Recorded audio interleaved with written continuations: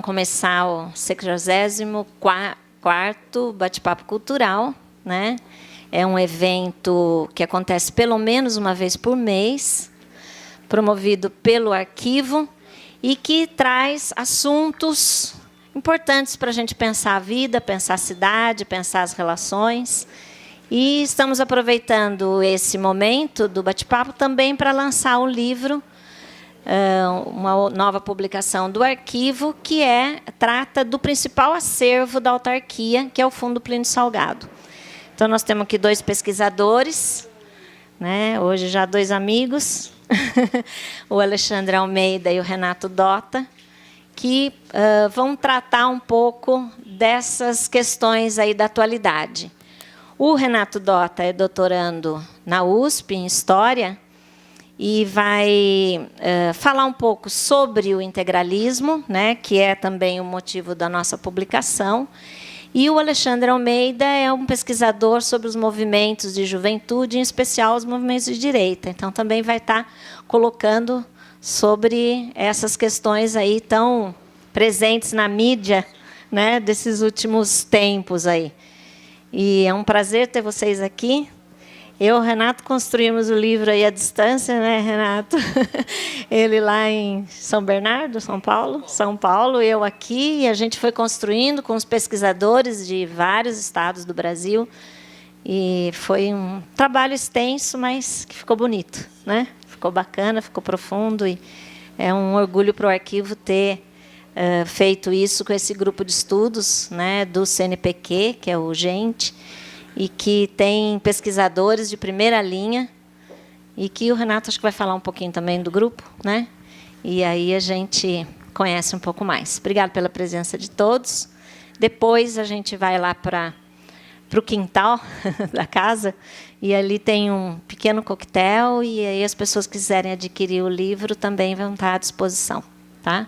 Nós temos aqui também o Milton, que foi parceiro lá do último capítulo do álbum de fotografias, né? Então, também como autor do livro. Tá bom?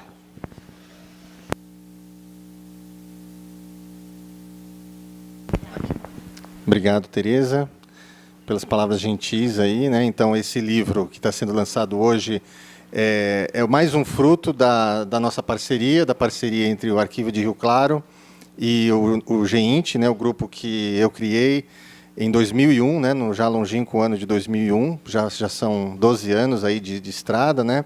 Hoje o grupo está vinculado ao CNPq, né? O Alexandre, que é ao meu lado, também faz parte do grupo, né? E esse grupo é um grupo de pesquisadores sobre os partidos de direita, né? Então, no meio universitário, no meio acadêmico de história, normalmente os estudos são mais focados na esquerda, normalmente em comunismo, anarquismo, né? E por conta, eu comecei a fazer o mestrado sobre o integralismo, que é um movimento de direita brasileiro, que começou na década de 30, né? Mas a rigor tem pessoas aí até hoje, né? Que se dizem parte do movimento. E eu basicamente estudo a década de 30, né? E assim, só que eu tinha uma grande solidão aí, né? Não tinha com quem trocar ideias a respeito. Então, graças aí à internet, eu criei uma lista de discussão, né, pela internet, e acabei agregando pesquisadores de vários estados do Brasil, tá? E nisso, em todo esse processo, eu vim aqui no Arquivo de Rio Claro para continuar a minha pesquisa. O Arquivo de Rio Claro foi fundamental não só para a minha pesquisa, como para vários membros desse grupo, né? E principalmente, um primeiro fruto dessa parceria Arquivo de Rio Claro e GEINT foi um livro que saiu em 2004. Aliás, o livro já foi fruto de um primeiro encontro de pesquisadores. O primeiro encontro do GEINT foi no Arquivo de Rio Claro, ainda quando na casa que ficava ali na Avenida 3, né? Ali em frente à Praça da Liberdade, né? Um casarão muito bonito, inclusive da mesma época, acredito eu, que essa casa aqui, da época do auge do café, né? E, inclusive, eu considero aquela casa como uma espécie de túnel do tempo. Parece que eu entrava lá e entrava no tempo do integralismo mesmo, né? E vários desses pesquisadores fizeram suas pesquisas lá. E nós entramos de comum acordo por fazer o primeiro encontro de pesquisadores sobre o integralismo lá, né, no Arquivo de Rio Claro. Isso em 2002. Em 2004, então, saiu o livro, o primeiro livro, que acho que nós temos aqui ainda à venda. Ainda temos alguns exemplares, ou já acabou? É. Tá, não, mas de qualquer modo, quem quiser procurar pode, né, entrar em contato depois aí.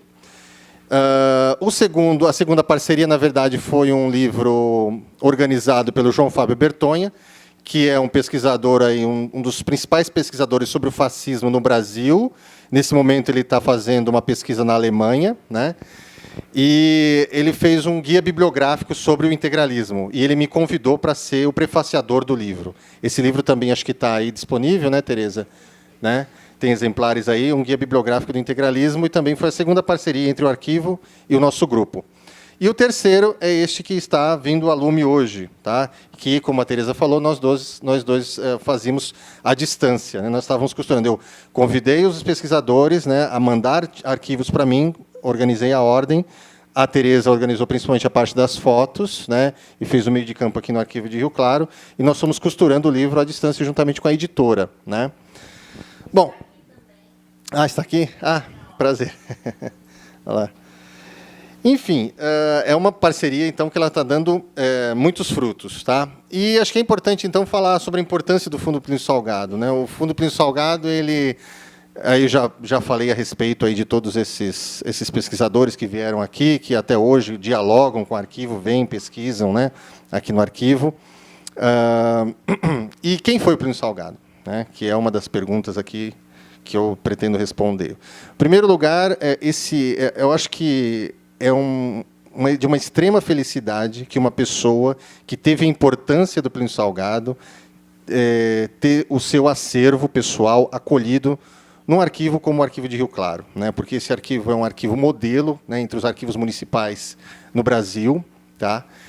Ele foi organizado por ninguém menos que a professora Ana Maria Camargo, que é professora da Universidade de São Paulo, inclusive orientadora do nosso amigo aqui, Alexandre de Almeida, né, que também é da área de arquivos, também, além de estudar os movimentos da juventude, trabalha em arquivos, né? E ela faz a orelha do livro, né, do nosso livro. Esse livro, inclusive, é uma homenagem a ela, uma justa homenagem, né? E o Plínio Salgado, ele é uma das poucas personalidades que não foram presidente da República, que tem o seu acervo acessível ao pesquisador brasileiro, né? Eu até gosto de fazer uma comparação com outras personalidades que eu acredito que foram personalidades tão importantes quanto o Plínio na história do Brasil do século XX. A meu ver, o Plínio, entre todas essas que eu vou falar aqui, ele é o menos conhecido. Eu não sei se injustamente, né? Porque eu até vou também falar um pouco sobre isso, né? Mas ele é o menos conhecido. Mas ele não é o menos importante. Ele é pelo menos quase tão importante quanto todos esses que eu vou falar. O primeiro, que é o mais importante de todos, na minha opinião, e acho que a maioria deve concordar, é o Getúlio Vargas, né? O presidente Getúlio Vargas foi o presidente que mais tempo esteve à frente aí do Executivo brasileiro, durante 18 anos, né? E ele tem o seu acervo, foi acolhido lá no CPDOC, na Fundação Getúlio Vargas, no Rio de Janeiro, no começo dos anos 70. É também um arquivo extremamente bem organizado, um dos mais importantes do país. Uma outra figura que eu também acho de grande importância na história do Brasil, foi o Adhemar de Barros, né, que foi governador de São Paulo, né, foi um líder político. Não estou falando de positivo e negativo, tá, gente? Todos eles tiveram suas qualidades e seus defeitos, uns mais defeitos do que qualidades, tá? E aí, quando eu falo do Plínio Salgado, é a mesma coisa. Estou falando em termos de importância, porque quando às vezes a gente fala de importância, às vezes acham que é positivo, tá? Mas não. Né? Eu estou querendo dizer que é importância, e aí a gente pode ver se a importância é positiva ou negativa. Mas o Adhemar de Barros, ele, felizmente, ele também tem o seu acervo. Por ele ter sido governador, é bem mais fácil essa acessibilidade, né? Embora isso nem sempre seja a regra. Mas o Adhemar de Barros teve o seu acervo acolhido pelo Arquivo do Estado, que também é um dos acervos principais do Brasil, um dos mais bem organizados. Agora está com um prédio super moderno, lá em São Paulo, perto do metrô Tietê. Outra figura que é fundamental e que uma parte da documentação ela também está acessível ao pesquisador, Luiz Carlos Prestes, que é também um que não teve nenhum cargo executivo, e ele é de uma importância fenomenal, né? Ele foi fundamental no século XX brasileiro, e boa parte do arquivo dele está no arquivo de Garlon Roth, em Campinas, tá? Dentro da Unicamp. Outra figura que eu acho que é interessante comparar é o Leonel Brizola, tá? Que ele não está tendo a mesma sorte. Eu até reli esses dias dizendo que o acervo dele ele está num galpão no subúrbio do Rio de Janeiro, inclusive num local próximo a uma favela que é ponto de tráfico, né? Então, e está sendo disputado pelos filhos, está sendo disputado pela Fundação Darcy Ribeiro, que era vinculado ao Leonel Brizola. Então, está tendo uma disputa e a documentação ela está se deteriorando ali, né? Então, uma figura de peso como Leonel Brizola está tendo esse maltratamento aí da sua documentação e sua história está se perdendo dessa forma, tá? Enfim, tudo isso também para falar, então, qual a importância ou o legado do Plínio Salgado, né? O Plínio Salgado, não sei se todos aqui já sabem, né? Não vou apresentar muito, porque eu acredito que boa parte da população aqui deva conhecê-lo, né? Deve conhecer mais ou menos o porquê, né? A sua importância, né? Pelo menos no sentido superficial. O Plínio Salgado foi político, principalmente político, mas no primeiro momento ele foi escritor. Tá? Um romancista. E mesmo como romancista, ele está esquecido, né? O Plínio Salgado ele foi o responsável pelo primeiro romance modernista brasileiro. Tá? Então, depois da Semana de Arte Moderna, em 1922, aquela em que estiveram Mário de Andrade, Oswald de Andrade, Menotti Del Picchia, Raul Bopp, né? E outros mais, e entre os escritores, né? Sem falar nos escultores de Cavalcante, na Tarsila do Amaral, o Heitor Villa-Lobos, todos que estiveram ali. O Plínio Salgado esteve no meio dessas pessoas. Ele frequentou o Teatro Municipal de São Paulo, né? Embora ele não tenha sido retratado naquelas séries da Globo, Um Só Coração, né? Que retratou a Semana de 22, né? Mas, até por conta do Plínio ter sido um nome meio proibido, digamos assim, ele tenha ficado proibido, né? E tanto contemporâneos dele, de importância que ninguém questiona, como Monteiro Lobato, elogiou profundamente o primeiro livro do Plínio Salgado, o primeiro romance, melhor dizendo, que é O Estrangeiro, né? O Estrangeiro, esse que foi o primeiro romance modernista dele, foi publicado em 1926. Foi um livro que se esgotou em 20 dias de sua publicação, a primeira edição. Tá? E foi extremamente elogiado por figuras como Monteiro Lobato e como Mário de Andrade, além de outros menos conhecidos. Tá? Esse livro foi o primeiro de uma série que depois o Plínio batizou de Crônicas da Vida Brasileira, em que ele retratava o dia a dia da política e da sociedade do seu tempo. Né? Então, o primeiro foi O Estrangeiro, que foi em 1926, depois O Esperado, tá? Um livro chamado O Esperado. O terceiro livro, esse de 31. O terceiro livro, O Cavaleiro de Itararé, de 1933. E o quarto é A Voz do Oeste. O Estrangeiro é sobre um imigrante russo que vem para o Brasil. Tá? E aí ele encontra aquela sociedade em que o imigrante italiano ele estava tomando o lugar do brasileiro, do caboclo brasileiro. Vejam que é uma temática nacionalista já. Né? O imigrante ele estava se tornando bem-sucedido, tomando o lugar dos fazendeiros de café, né? E principalmente o caboclo, aquele que é o roceiro, né? O rapaz, digamos o pobre da roça, né? Que aquele ele nunca vai ter uma fortuna, ao contrário do imigrante. O Esperado, que é um livro messiânico. Ou seja, ele está à espera de um líder político que vá guiar os destinos do Brasil. Né? O próprio Plínio vai querer encarnar esse papel. E daí uma das polêmicas em torno do Plínio Salgado. O terceiro livro, mas é um livro muito bem escrito também. O terceiro livro é o livro O Cavaleiro de Itararé, que é uma visão pessoal dele a respeito da coluna Prestes e da Revolução de 30. E o quarto livro é A Voz do Oeste. Esse é um romance da época das bandeiras, ou seja, da época dos bandeirantes, né, do século XVIII. Parece estranho, mas nesse momento, nessa época, se escrevia muito esse tipo de livro. Né? Por exemplo, o Alfredo Ellis, né, que é um escritor paulista, que também escreveu livros sobre a época, romances das bandeiras. E um mais famoso, que depois também virou série, que foi A Muralha, escrito por Dinácio Vieira de Queiroz. Não nos anos 30, já nos anos 50, em que foi uma época que se voltou a viver novamente essa onda de romances históricos da época das bandeiras. Mas o Plínio também deixou a sua marca nesse tipo de livro, que é A Voz do Oeste. Dos quatro, esse é o menos importante, é o mais fraquinho, vamos dizer assim. Mas os outros três, principalmente os dois primeiros, eles são foram muito importantes e eles foram muito elogiados na época.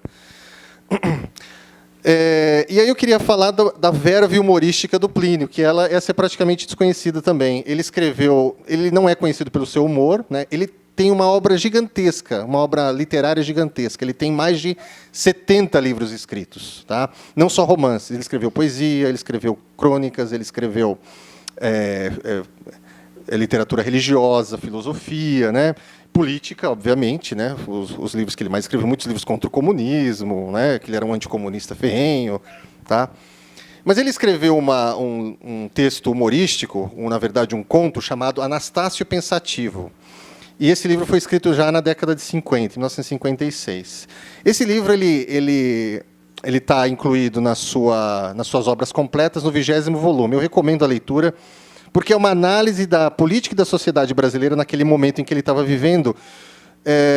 Parece num linguajar parecido com o do Machado de Assis, com o de Voltaire, né? Então, é uma forma cômica de ver a realidade brasileira, só que sempre de um viés conservador. Mas, mesmo assim, é muito interessante. Tá? Eu estou dizendo esse aqui porque esse aqui é completamente esquecido mesmo, e é um que eu achei muito peculiar, muito interessante. Mas o Plínio, o próprio Plínio se considerava um escritor, sim, mas o escritor era mais era um meio para se chegar ao fim, que era a política. O fundamental para o Plínio era a política. E a política para o Plínio Salgado era o movimento que ele fundou na década de 1930, que foi o integralismo. E aí é que reside a polêmica em torno do Plínio Salgado. Porque o que foi o integralismo? Foi um movimento que foi muito importante na década de 30, no Brasil, em todo o território nacional. O movimento foi criado em São Paulo. Rio Claro foi uma cidade importante, inclusive, o movimento. Rio Claro foi o local onde se vestiu pela primeira vez a camisa verde, que marcou o integralismo aí.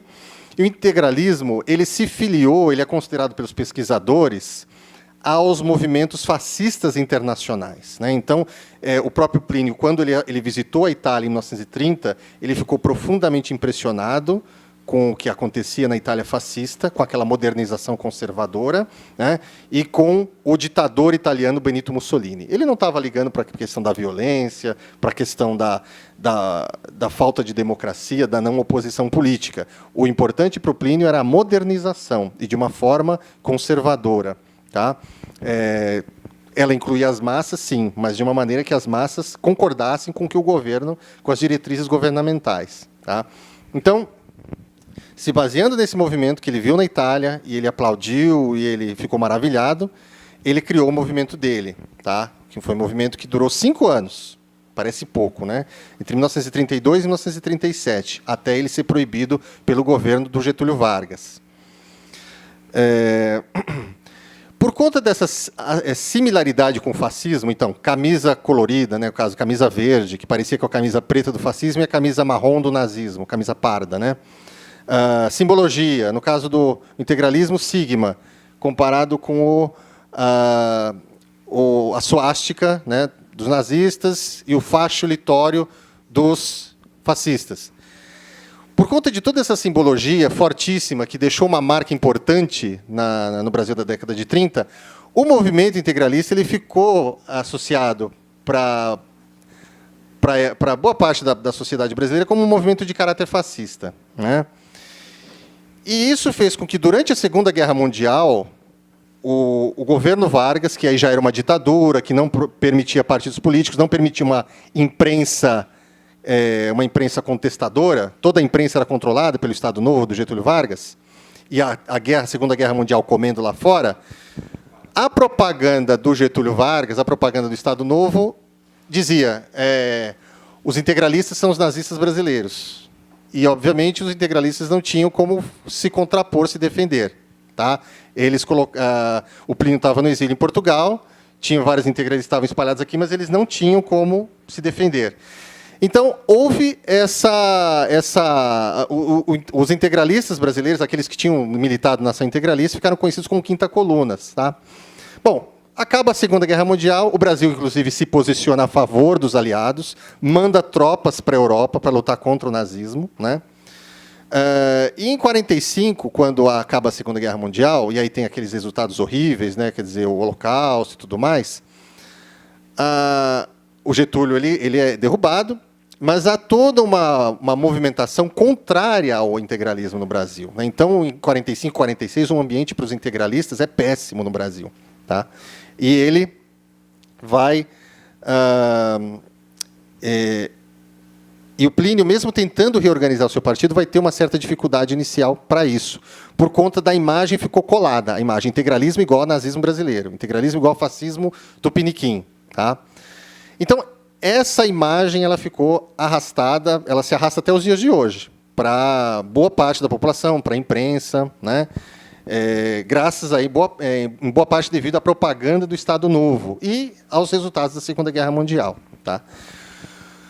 O Plínio teve algum sucesso, ele criou um partido chamado, em que não tinha o nome integralismo, como antes, né, que o integralismo na década de 30 chamava-se Ação Integralista Brasileira. Na década de 40, em 45, 46, passou a ser o Partido de Representação Popular, um nome que não tem nada a ver com integralismo. Né? E o Plínio continua escrevendo seus livros e continua sua carreira política, de modo que ele vai ser candidato a presidente da República em 55. Foi na eleição que o Juscelino ganhou. Ele é o menos votado, mas ele tem um número muito superior de votos do que se esperava. Tá? Mostra que o Plínio Salgado ele ainda fazia alguma mobilização política. Eles não usavam mais a camisa verde, não usavam mais aquela simbologia, justamente para se associar o menos possível com o nazifascismo. Certo? Eles se desvencilharam. Mas muitas pessoas que já não simpatizavam com eles, com os integralistas, com o Plínio Salgado, vão taxá-lo sempre como o fato de os integralistas serem nazistas, deles terem afundado os navios, ajudado os nazistas a afundar navios durante a Segunda Guerra Mundial. Tá? De modo que, próximo aí à morte do Plínio Salgado, nos anos 60, 70, principalmente depois de 75, ele fica completamente esquecido mesmo. Fora dos círculos de admiradores dele, dos integralistas ainda, né, que sobravam, né, dos mais velhos, né, a imprensa ela trata de uma forma muito lacônica o falecimento do Plínio Salgado, né, ela trata de uma forma muito rapidamente. E como o Brasil estava num outro momento histórico, quer dizer, a gente estava no auge da ditadura militar e 75 é o começo do governo Geisel, o começo da abertura política. Então, o que a gente teve naqueles anos ali? A gente teve a morte do Vladimir Herzog, a morte do Manuel Fiel Filho, em 76, né? E os pedidos pela direta já, pela abertura política, etc. E o Geisel estava naquele movimento da democracia, da abertura lenta, gradual e segura. Né? Então, a sociedade brasileira estava indo num rumo oposto ao que o Plínio Salgado defendeu durante muito tempo. O Plínio Salgado, é bom lembrar, ele defendeu o regime militar de 64. Ele foi um deputado da Arena. Né? Os seus partidários eles entraram na Arena, que era o partido de sustentação do regime. E ele, por conta disso, ele ficou sendo esquecido. Mas aí, o fato de o Plínio ele ter tido toda essa trajetória política e intelectual faz com que, depois da morte dele, vários pesquisadores e historiadores se debrucem sobre a obra dele, sobre a vida dele. Tá? E que começam a ver que ele foi muito importante para a sociedade brasileira. Tá?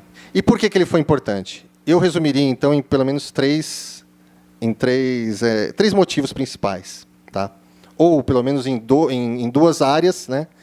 Uma primeira, que seria a questão da literatura. O Plínio Salgado ele foi um escritor muito importante e muito bom. Tá? Isso é uma opinião minha, e é uma opinião de várias pessoas que leem o Plínio Salgado e que não são integralistas, não. São pessoas que não têm vínculo com o integralismo. Ele é um bom escritor.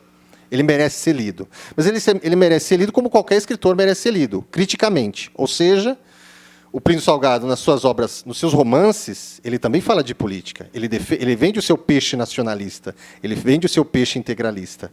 Né? Não de uma forma nem sempre panfletária, de uma forma até sutil. Mas ele, né, tem que ser, assim como qualquer escritor. Nós tivemos muitos escritores engajados, né, politicamente. O Jorge Amado, que foi um stalinista roxo, né? Foi um stalinista extremo. E ele é lido aí normalmente. Nem sempre ele está lá defendendo o seu peixe stalinista, mas ele é político. Jorge Amado, em muitos momentos, é um escritor político. E outros mais, né? Mas o Plínio Salgado ele merece ser lido pela importância literária e ser lido criticamente. E do lado político, qual a importância do Plínio e do integralismo? O integralismo foi, então, uma importante matriz do autoritarismo brasileiro. O autoritarismo brasileiro marcou todo o século XX. Tá? Ele é uma marca, né, da história brasileira.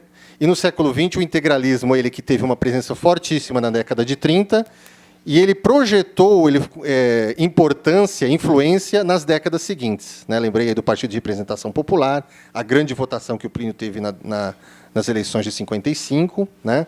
E o fato dele ter sido sucessivamente reeleito deputado nos anos seguintes, certo?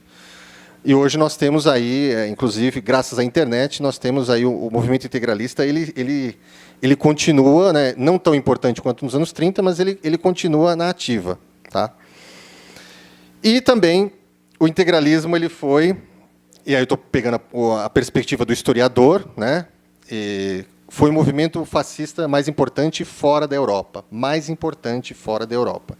Eu estou falando de fascismo, quando eu digo fascismo, não quer dizer subordinado ao Mussolini, subordinado ao governo de Roma, não. E muito menos ao governo nazista de Berlim, não subordinado, mas que tinha características semelhantes, ideias semelhantes, antiliberalismo, anticomunismo, corporativismo, justificativa da violência como forma de fazer política, movimento de massa, simbologia, né? Então, essas características que outros movimentos fascistas tinham também na Europa. Tá? E no continente americano, nenhum outro se igualou ao movimento integralista brasileiro. Eu estou falando, sobretudo, do movimento na década de 30, porque, só para ficar claro, depois dos anos 40, até para se desvincular do fascismo europeu, ele vai perder boa parte dessas características, tá? da simbologia, né? O antiliberalismo, ou seja, a antidemocracia, ele vai colocar isso um pouco de lado, né? Um pouco. Mas o anticomunismo é uma coisa que continua, né? Continua, se mantém até hoje. E o antissemitismo. O antissemitismo, que era algo que... O que é o antissemitismo? É o ódio e horror aos judeus. O maior expoente aí do antissemitismo na história do Brasil foi o Gustavo Barroso, que foi o número 2 do movimento integralista. Era o segundo na sucessão depois do Plínio Salgado. Ele foi o principal divulgador de panfletos antissemitas no Brasil. Tá? Os protocolos dos sábios de Sião. Tá? Foi o mais famoso. Ele foi o tradutor brasileiro dessa obra. Para vocês terem uma ideia, Gustavo Barroso, depois da guerra, não milita mais no movimento integralista, não milita mais em movimento nenhum. Tá? Mas, enfim, então, é basicamente isso. Né? Eu espero que tenha ficado claro, espero que tenha conseguido passar a mensagem. Plínio Salgado, então, foi uma das figuras mais importantes da política no século XX brasileiro. Foi um importante escritor, que ele está esquecido, mas que ele merece ser revisto, mas sob esse prisma. Não sob um prisma necessariamente positivo, pelo menos para nós que não somos integralistas. Mas nesse prisma... assim como foram importantes muitas outras figuras não necessariamente positivas. Adhemar de Barros, Leonel Brizola, Carlos Lacerda, Getúlio Vargas, né, e Luiz Carlos Prestes e outros mais. Tá? Enfim, é isso. Obrigado. Com a palavra, o Alexandre.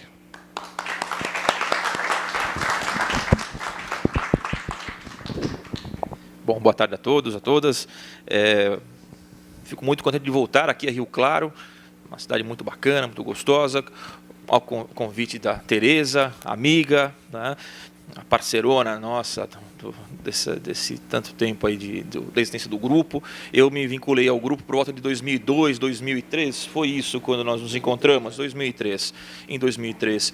E reforço a fala do Renato a respeito do aspecto do arquivo de Rio Claro ser um modelo de arquivo. Eu trabalho na área de arquivo há mais de 15 anos, né, e já trabalhei em arquivos públicos, arquivos corporativos, atualmente arquivos pessoais, e essa iniciativa dos arquivos de guardar, ter sob sua custódia acervos de personalidades de relevância, como o Plínio Salgado, como o próprio Renato comentou, né, é algo muito importante para o pesquisador e para a própria memória nacional. Né? Ele fala o Renato citou o arquivo do Brizola, o arquivo de Jânio Quadros também. Onde é que está o arquivo de Jânio Quadros? Que foi presidente do Brasil, uma outra figura também de importância para a política nacional, e tantos outros arquivos pessoais que estão por aí. Né? Eles estão por aí. Então, o Arquivo de Rio Claro é um modelo, está de parabéns, é uma instituição exemplar, e nesse meio de arquivos a gente sempre fala, a pessoa quer conhecer algum trabalho, exemplos de trabalhos bacanas, vai em Rio Claro, conversa lá com a Tereza, que é show de bola o arquivo, certo? Bom, eu vou pedir licença para o Renato para eu ficar em pé, porque eu trouxe um PowerPoint aqui e eu não fico meio assim, não consigo ver. Eu posso usar esse microfone sem fio também? Sem fio.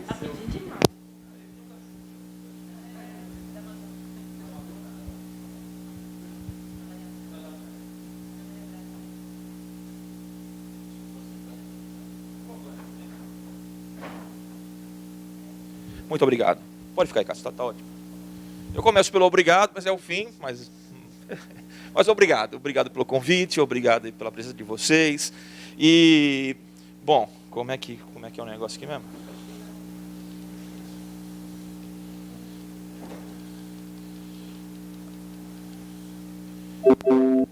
Pronto. O título dessa palestra, ela reflete um momento da minha pesquisa, certo? Eu sou formado em História, mestre em Antropologia, atualmente sou doutorando em História, sob orientação da professora Ana Maria Camargo, e meu trabalho ele se divide entre uma discussão arquivística, de teoria arquivística, que eu não vou falar que vocês vão dormir, na maior, porque...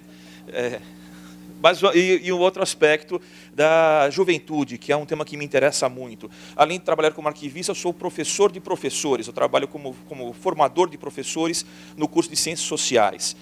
E, bom, boa parte dos meus alunos são jovens. E jovens, eles estão naquele momento da vida de terem as certezas absolutas, de terem as suas bandeiras empunhadas. E, bom, eu também trabalhei como professor dos pequenos, e eu sei o quanto é problemático um professor que não é aberto ao debate, o quanto de prejuízo ele traz para a educação. A gente fala muitas vezes que o problema é o governo, né? Também, é um problemão. Mas um professor mal formado é pior do que o pior dos governos. O estrago na sala de aula é algo assim inacreditável. Né?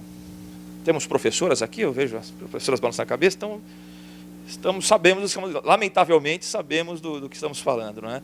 E eu não fiz nada aqui. O que aconteceu aqui? Espera aí, só... Apareceu uma conexão de escada. Só um minuto. Não, tá ótimo assim tá ótimo. Tem o besourinho aqui que eu mudo. Então, o título dessa palestra reflete esse momento. Eu estou pensando ainda, certo? O trabalho de pesquisa só acaba quando a gente morre, na verdade. Né? Então, é um momento, são ideias iniciais, estou colocando à prova, a discussão, a críticas. E eu quero falar dos jovens de direita, e a direita entre aspas de propósito, porque no embate político, direita e esquerda são termos exaustivamente utilizados. Né? Ele é de direita, eu sou de esquerda, ou vice-versa. Né? No jogo político, especialmente no momento de eleição, ele faz sentido, certo? Para o embate político, para o embate eleitoral. Academicamente, Renato que está... também pensamos da mesma maneira, é um conceito, como conceito científico, ele ainda está em construção. O que é ser de direita? O que é ser de esquerda? Tá? E eu penso manter entre aspas, porque ainda não tenho elementos, ou mesmo o nosso grupo de pesquisas ainda, nós estamos caminhando ainda com a construção desse conceito, se é que no futuro nós não chegamos à conclusão de que não, esse conceito não é o mais adequado. A ciência é assim, ainda bem que ela é assim. Tá? E eu proponho hoje falar um pouquinho sobre a trajetória e a agenda política de organizações nacionalistas juvenis contemporâneas. Certo? O meu e-mail para qualquer contato, dúvidas, enfim, fiquem à vontade. Tá? E eu selecionei três três dessas organizações. Certo? Existem várias outras, mas eu selecionei três para não me estender muito e também porque são organizações com as quais eu tenho mais contato. A primeira delas é a Frente Integralista Brasileira, conhecida como FIB. Ela foi fundada em 2004, durante o primeiro Congresso Integralista Brasileiro para o século XXI, lá em São Paulo. Basicamente, ela é formada por jovens. Existem militantes de outras gerações, mas os que estão na rua, as pessoas que fazem as atividades de panfletagem, manifestações, são jovens. São jovens que se dizem da quarta geração de integralistas. Para ficar um pouco claro isso, a primeira geração de integralistas são os integralistas dos anos 30. A segunda geração, dos anos 50, 70, que são vinculados ao PRP. A terceira geração, dos anos 80, e essa quarta geração ela começa a surgir a partir dos anos 90. Alguns jovens têm ligação familiar com o integralismo, são netos, sobrinho-netos de integralistas, inclusive de primeira geração, né? E outros jovens que se identificaram com os ideias do integralismo. A segunda instituição, ou segunda organização, se chama Ultradefesa. Basicamente, ela atuou entre 2010 e 2012 e foi criada em Mairink, em São Paulo. A terceira é a chamada Resistência Nacionalista. Ela se estrutura, de fato, em 2009, em São Paulo, na capital, né? E, basicamente, ela foi formada por ex-membros de um grupo de skinheads chamado Carecas do Subúrbio. Esses jovens, cansados, pelos relatos que me foram passados, né? Cansados com esse aspecto da gangue, com esse aspecto da violência, da exposição negativa pela mídia, resolveram criar a sua própria organização, certo? Se desvinculando do ganguismo, dos carecas, dos skinheads, porém, aprofundando na questão do nacionalismo, na questão da defesa da família, certo? Então, eles não são skinheads. Eles formaram a partir desse grupo, porém, não se vinculam mais a esses grupos. Certo? Estou falando muito rápido, está tudo tranquilo? Está ótimo. Vamos ver aqui. Aqui é o brasão da Ultradefesa. Aqui é o do meio, que é o... Não é o do meio. Aqui, a luzinha vermelha aqui. Então, nós temos o brasão deles, com os dizeres Deus, Brasil e família, substituindo aqui por pátria, nós temos o lema do integralismo, Deus, pátria e família. Não é? Aí, no próprio site, eu não vou me estender muito na descrição dos elementos heráldicos aqui do brasão, mas no site há uma descrição mais detalhada, explicando o porquê dos machados, o porquê do círculo, certo? Mas eu queria salientar nesse momento para esse aspecto aqui dos dizeres, que tem uma forte inspiração do integralismo. Aliás, o integralismo é uma doutrina política, uma filosofia política que influencia muito esses grupos. Ora, se eles são nacionalistas, eles devem valorizar o que é nacional. Não é? Nesse meio da juventude, há um outro grupo conhecido pelo nome White Power. Não é? São skinheads, que o nome já diz, poder branco. Não é? São jovens que se dizem adeptos do nacionalsocialismo, aquele de Hitler. Não é? Eles discriminam outras, defendem a pureza da raça branca, discriminam as outras raças, mas nesse caso, esses grupos não há um contato próximo por uma questão mesmo de ideológica, né? Ora, esse grupo que eu citei, o White Power, na verdade, ele importa uma ideia, ele importa uma doutrina, uma ideologia. Né? O que esses jovens querem é criar a sua própria doutrina, baseado na experiência nacional. Por isso que o integralismo os inspira. Eles são integralistas? Não. Muitos com os quais eu conversei, mas fora, evidentemente, o pessoal da Frente Integralista Brasileira, o pessoal da Ultradefesa, por exemplo, nós não somos integralistas, mas temos muita simpatia, muito respeito por Plínio Salgado, Gustavo Barroso, né? Nos inspiramos nas ideias, mas não somos um movimento ou não somos integralistas. Né? Aí o brasão da resistência, né? Aqui nós temos no meio a árpia, ou arpia, né? Que é a ave símbolo do Brasil. Né? Vamos ver se eu acerto agora. A FIB não tem um brasão. Eu procurei nas minhas coisas, não achei um brasão, então trouxe aqui uma foto de uma manifestação realizada durante um desfile do 9 de julho, data comemorativa da Revolução, né, constitucionalista, lá na região do Parque do Ibirapuera. Todos os anos, o pessoal da FIB vai até ali o Ibirapuera manifestar o seu apoio, manifestar a sua solidariedade, por exemplo, aos policiais militares, manifestar o seu apoio a esta data, né, e manifestar também apoio à ideia de que o Brasil precisa de uma nova Constituição, atualmente. Né. Só um dos argumentos, e esse argumento me parece algo que precisa ser bem pensado mesmo, boa parte dos artigos da Constituição de 88, de 25 anos atrás, não foram regulamentados ainda. Então, eles estão chamando a atenção, isso é o que sempre me interessa em estudar no jovem, eles chamam a atenção para causas que são urgentes e que muitas vezes a classe política deixa passar, não se interessa, enfim, isso é um problema sério. O nosso problema da Constituição é muito sério. Temos artigos muito bons, é uma Constituição de primeiro mundo, porém, boa parte dela não foi regulamentada. 25 anos, é muito tempo. Bom, e aí eu elenquei 3 aspectos conjunturais para nos ajudar a entender. Lembrando sempre que eu estou pensando ainda, né? O primeiro aspecto conjuntural para entender o porquê do surgimento desses grupos, dessas organizações, nos é dado por um sociólogo inglês chamado Anthony Giddens. Ele fala do chamado paradoxo da democracia. Em poucas palavras, o que é esse paradoxo da democracia? Ele diz o seguinte: nos dias de hoje, a democracia ela se espalha pelo mundo, certo? Nós temos lá a Primavera Árabe. O que é a Primavera Árabe? O elemento da democracia está ali, a democratização, não é? O voto, o acesso ao voto, votar e ser votado. No entanto, ele fala que, por mais, paradoxalmente, as democracias elas se espalham, porém, elas são fracas. Elas têm um problema muito sério. Por quê? Porque não se leva em consideração, muitas vezes, também é um pensamento meu, o aspecto cultural. Como que você estabelece uma democracia numa cultura que tem um viés autoritário? Voto, as mulheres, direito ao voto das mulheres. Sim, é algo justo.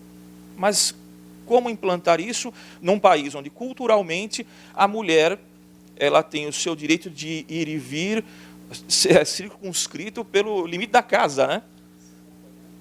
E ser acompanhado pelo marido, enfim. Há um descompasso entre o político e o cultural, certo? O segundo aspecto é o multiculturalismo. Quer dizer, vivemos em sociedades cada vez mais marcadas pelo multiculturalismo. E isso causa conflito. Lógico, conviver com o diferente é conviver com o conflito. Não há outra possibilidade. Eu tenho um aluno que me disse que jamais sentiu qualquer tipo de estranhamento. Esse é um conceito antropológico, estranhamento. Ele nada causou estranhamento a ele. Não é? E depois ele relatando uma experiência, qual que era? Agora fugiu da cabeça. Você lembra, Yara? O Zelmar. Poxa, me perdoem, eu esqueci, fugiu do exemplo. Mas é algo assim, algo bem trivial, que ele ficou assustadíssimo, ele ficou incomodadíssimo com aquilo. Chama-se Zelmar, o aluno. Zelmar, isso é estranhamento. Não, mas isso sim, falando com ele sobre os skinheads white power. Né? Ele, não, mas tem que matar todos eles, tem que prendê-los. Falei, Zelmar, isso é o estranhamento. Isso é estranhamento. Quer dizer, eu usei um exemplo extremo, mas nós, no nosso cotidiano, nós vivemos o estranhamento, certo? E o estranhamento nos provoca incerteza, nos provoca insegurança. E, por último, nós temos aí, um pouco lugar comum, mas os jovens chamam a atenção para a urgência do fortalecimento das instituições, que hoje se enfraquecem, certo? Elas se enfraquecem. e se enfraquecem, por exemplo, por falta de credibilidade. Se eu perguntar aqui, quantos aqui confiam de olhos fechados no Congresso Nacional, levante a mão. Ninguém levanta a mão? Ninguém levanta a mão. Há uma sensação de enfraquecimento da instituição. E instituições enfraquecidas enfraquecem a democracia, enfraquecem a sociedade. E provocam insegurança, provocam incerteza. Daí, é algo, não diria natural, mas não é incomum que muitos jovens eles se remetam a esses movimentos que trazem a segurança, a certeza, a estabilidade, e se inspirem na criação dos seus.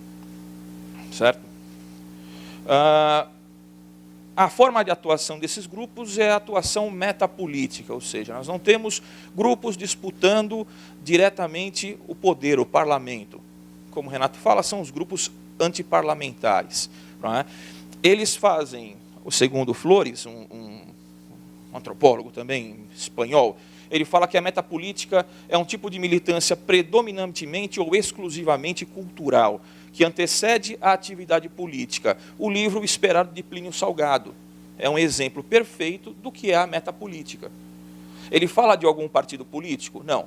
Ele fala de algum nome em especial? Não.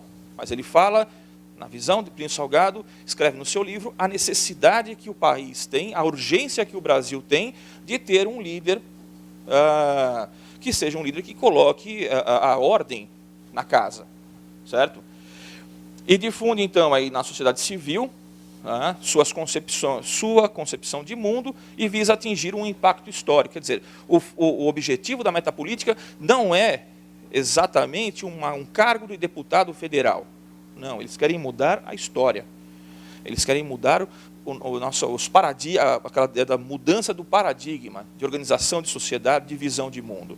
Certo? Aí temos alguns eventos e alguns episódios nos quais esses grupos participam. O 9 de julho eu já comentei com vocês o porquê.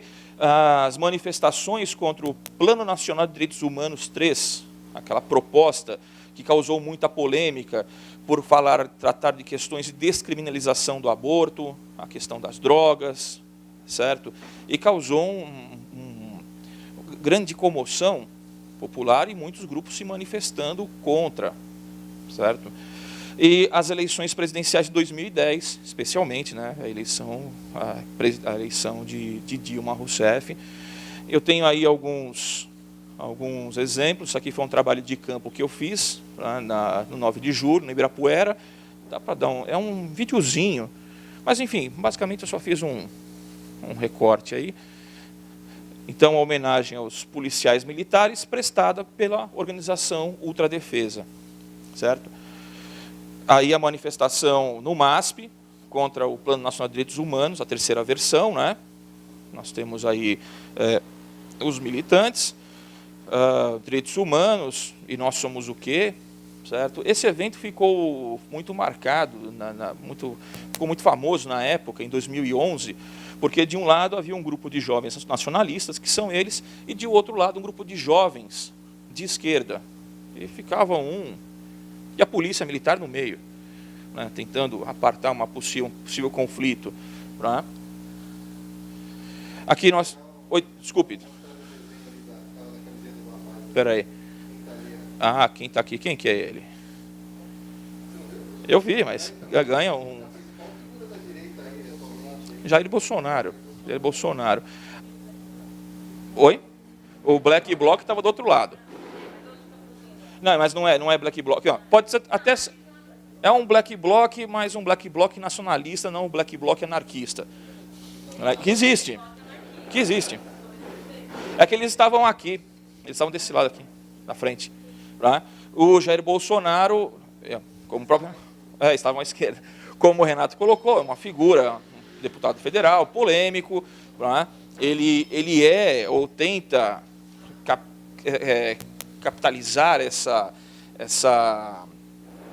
massa de descontentes que se identificam com ideias de direita, mas é bom ressaltar que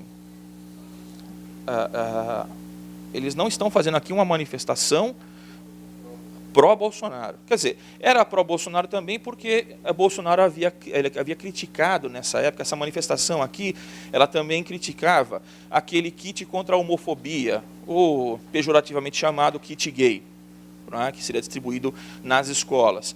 Então, Bolsonaro fez uma crítica contundente a esse projeto, né, e esses jovens se manifestaram a solidariedade, alguns, né, usando a camiseta do Bolsonaro.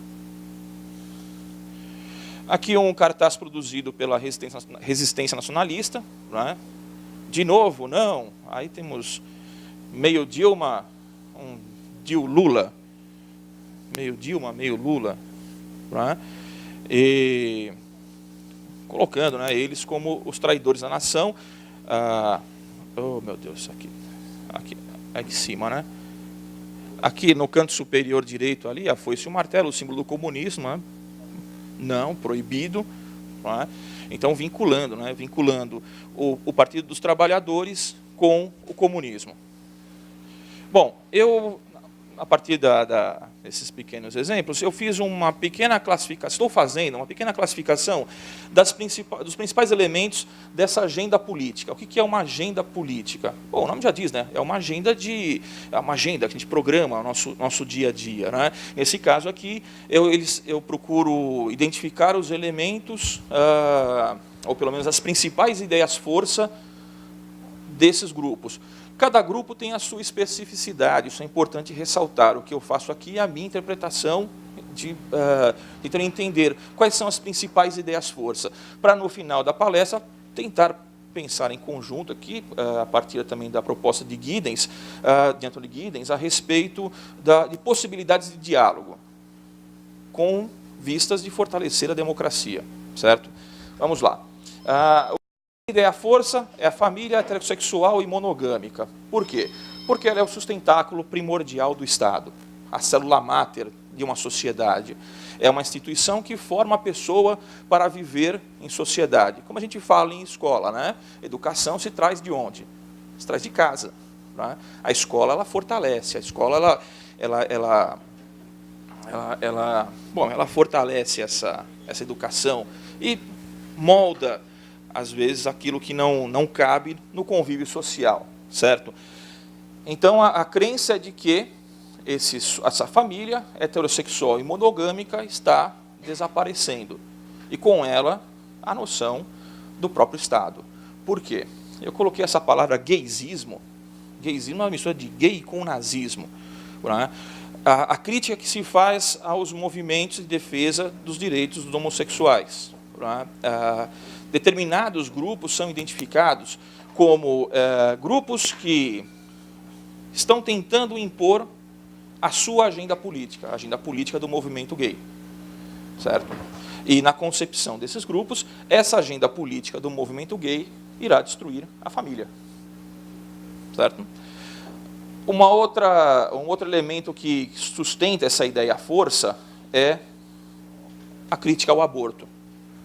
Ora, fica claro, né, para a gente que se um grupo que defende que a família é o sustentáculo primordial do Estado, se a sociedade permite o aborto indiscriminado, né, como foi a crítica que foi feita ao PNDH 3, era o aborto indiscriminado.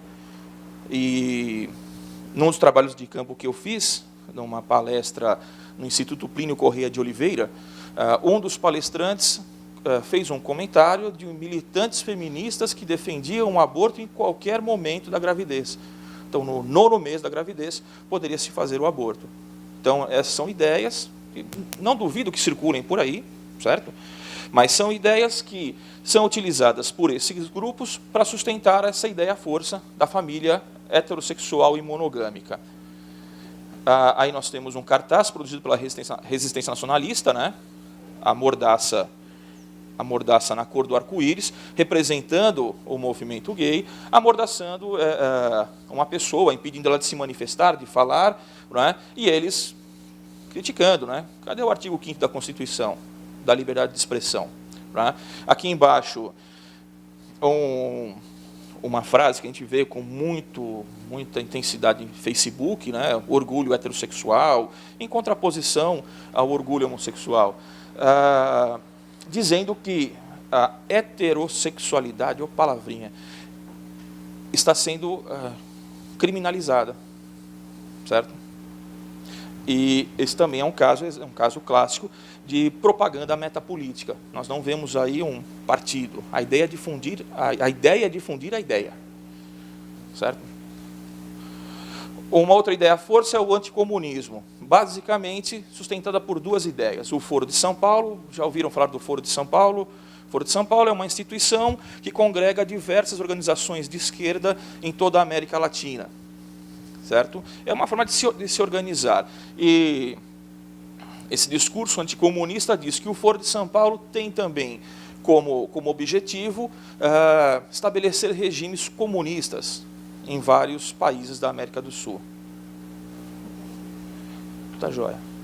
Um outro aspecto é a infiltração gramscista. Antônio Gramsci, um pensador italiano, né, muito famoso entre a esquerda, é identificado por esses grupos como a base de uma nova revolução, marxista, o chamado marxismo cultural, certo? Esse é um conceito construído pelos grupos, certo? Não só por esses grupos, mas é uma ideia que circula com muita intensidade nesse meio de organizações nacionalistas, né? Então esse é um cartaz também criticando aí a Antônio Gramsci, aqui que está ele, né? E a ideia é que a revolução comunista não daria certo pela força das armas, ela dá certo pela força da cultura, certo? Então é a música, é a literatura, são os programas de TV, esse o caminho que a nova revolução comunista está se ganhando espaço na sociedade mundial. Outra ideia força, o anticapitalismo, por conta da especulação financeira, a interferência de interesses financeiros no Estado e a concentração de riqueza. Basicamente é uma crítica ao liberalismo, né? Podemos falar anticapitalistas e ou antiliberais. Aí um exemplo, né, da crença que capitalismo e comunismo são irmãos siameses, são faces da mesma moeda, não é? Isso sempre identificado com a figura da morte. Uma outra ideia força é o nacionalismo. O nacionalismo de terceira via, ele não é diferente da ideia de terceira via da social-democracia, certo?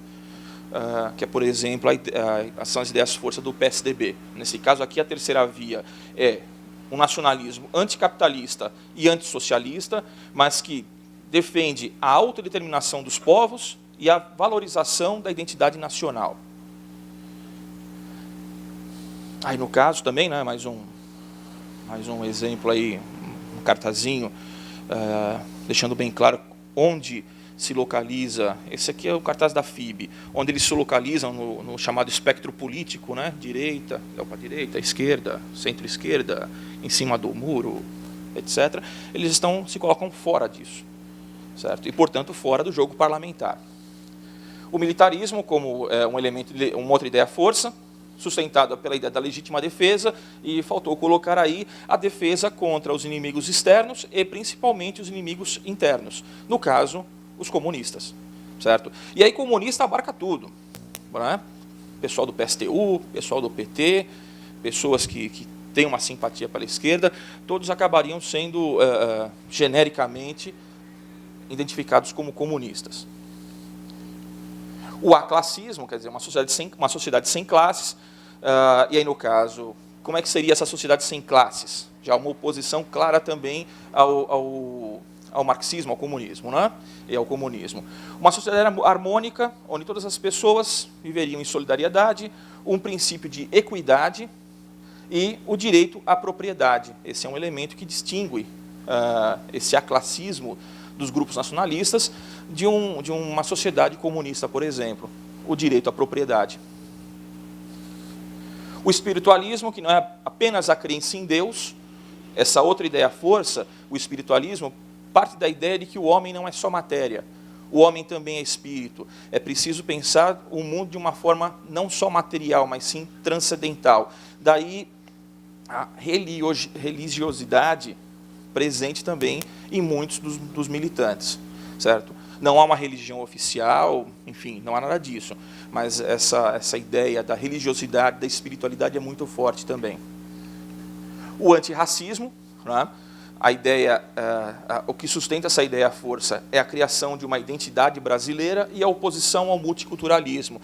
Então, por exemplo, em um texto da ultradefesa, eles deixam claro que não concordam com a ideia de uma pessoa se declarar eurodescendente, afro-brasileiro, povo da terra. Não, todos são brasileiros, certo? E a ideia de que é a partir da miscigenação desses povos que se criará não necessariamente uma raça brasileira, mas uma identidade brasileira. A ideia do Estado forte, dois elementos que sustentam essa ideia, a força, é a ação de ONGs internacionais.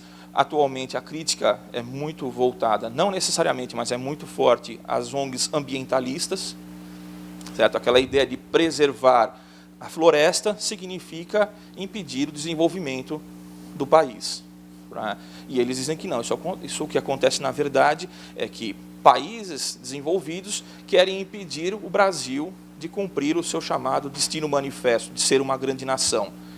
E também organizações internacionais, como a OMC, que é a Organização Mundial do Comércio, a OTAN, entre tantas outras. Essas organizações internacionais, FMI, por exemplo, também, que interferem nas políticas nacionais. Bom, para finalizar, já que já finalizou e faz tempo, mas para finalizar, a partir do pensamento de Anthony Giddens, e eu estou pensando que eu estou dialogando com os meus alunos, certo? Eu não posso chegar com ele, para ele, futuro professor, dizer, você está completamente errado. Não, é preciso diálogo, certo? É difícil, mas, enfim, particularmente eu acredito que é com a tolerância que a gente consegue encontrar caminhos aí que sejam benéficos para todos. E Giddens coloca algumas informações algumas ideias bem interessantes. A primeira, a descentralização efetiva do poder e criação de medidas anticorrupção em todos os níveis. Certo? Um problema, esses grupos também chamam a atenção para a urgência do combate à corrupção. Isso nós percebemos, nós vemos isso cotidianamente. Não estou falando de corrupção do deputado federal, do senador, eu falo da pequena corrupção do dia a dia. Né? Aquele oficial de justiça que vai entregar lá o mandato, aí você dá uma caixinha para ele.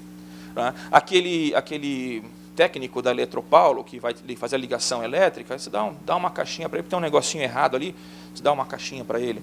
Então, o Giddens coloca que essas medidas anticorrupção não dizem respeito apenas aos deputados, ao presidente, ao senador, mas às pequenas corrupções diárias, que são elas que, de certa forma, fazem vista grossa para as grandes corrupções.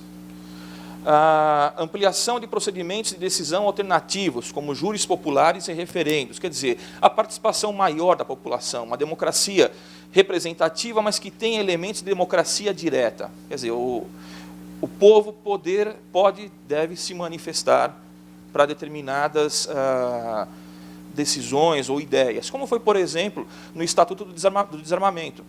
É um tema polêmico, porém foi consultada a população. Em 93, quem se lembra daquele plebiscito, se o Brasil voltava a ser uma monarquia, ou seria uma república parlamentar, seria uma república presidencialista, enfim, também é um outro elemento que Giddens coloca como algo positivo.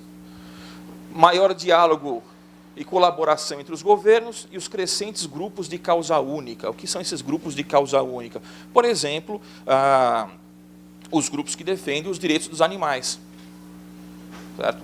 Merecem, devem, segundo Giddens, e eu concordo com ele, é necessário que sejam ouvidos, porque são esses grupos que trazem à tona aquilo que não é visto. Aquilo que não é visto pela grande imprensa, aquilo que não é visto pelos governos, são eles que trazem... Giddens fala, por exemplo, que quando houve aquela epidemia da vaca louca, né? Grupos ambientalistas sérios já denunciavam a existência dessa doença. E o governo não dava atenção. E falava disso anos antes do estouro da epidemia. Certo? É um grupo de causa única. Quer dizer, não é porque ele só tem uma coisa para dizer que ele não vai ser ouvido. Ele deve ser ouvido. Uma vigorosa cultura cívica progressista, marcada pela tolerância. Dá a impressão de que ele está defendendo um regime militar. Não, não é nada disso. Cultura cívica é algo que diz respeito à civilidade, ao convívio entre as pessoas. Né? A pessoa civilizada, ou a pessoa que tem civilidade, né? Sabe conviver com todos na polis, com todos na cidade. E o elemento principal é a tolerância.